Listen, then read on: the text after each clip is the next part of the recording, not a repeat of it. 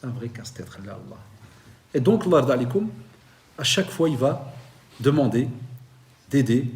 Et on parle même dans certains textes, imaginez quelque chose qui se déchire, le prophète il va arranger cela. Ça, on ne remerciera jamais assez les mamans de la première génération qui sont venues ici en Europe. Nous, on est le fruit de ces mères-là. Al-Walida Rahima Allah, qu'Allah lui accorde les plus hauts degrés du paradis. Depuis qu'on était petit, elle nous a, Wallah, c'est pas des blagues, Shabab, je sais recoudre, toute chose déchirée, je sais la recoudre.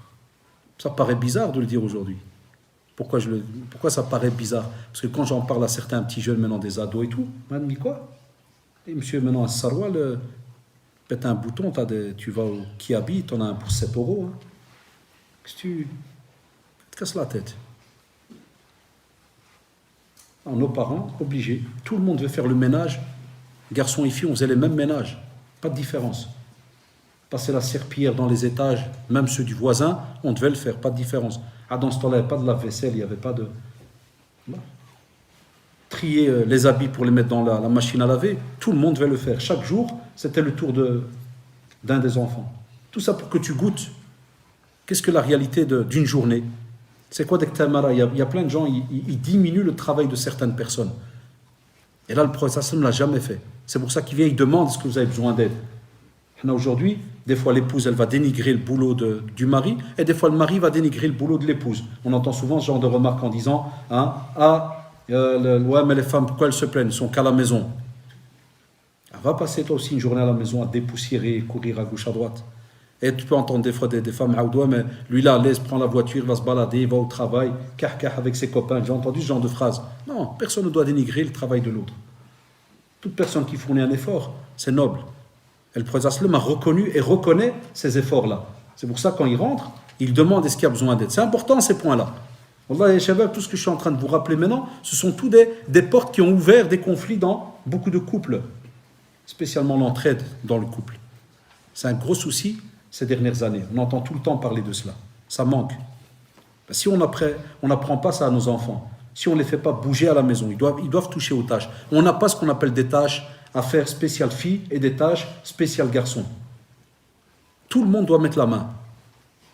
Il n'y a pas non, ça c'est du repassage, c'est pour les filles. T'as lu ça dans quel hadith? Dans quel texte tu as lu ça? Enfin, qu'Allah récompense nos mères. Nous on s'est repassé. Moi jamais, je vous parle sérieux, jamais de ma vie je dis à ma femme de me repasser une chemise ou un camis. Regarde comment c'est bien plié, tu regardes les lignes. Non mais la vérité. Non, tu as des types, il attend. Qu'est-ce que tu attends, frère? Je dois faire ma chemise. Quand je dis des types, je parle des fois même, ça peut arriver des cousins, des neveux.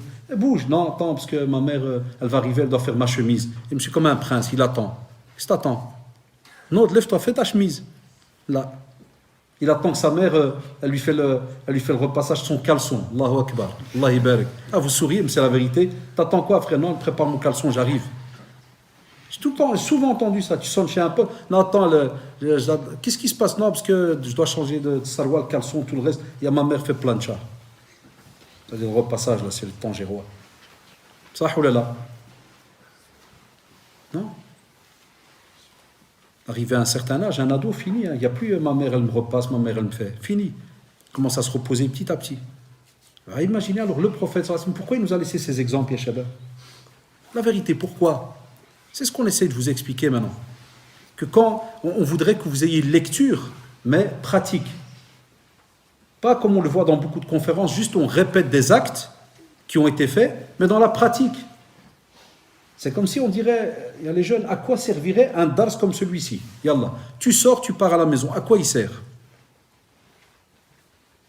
Ben, il sert à ce que tu remettes en pratique ce que tu as entendu dans le comportement du prophète, sallallahu alayhi wa sallam.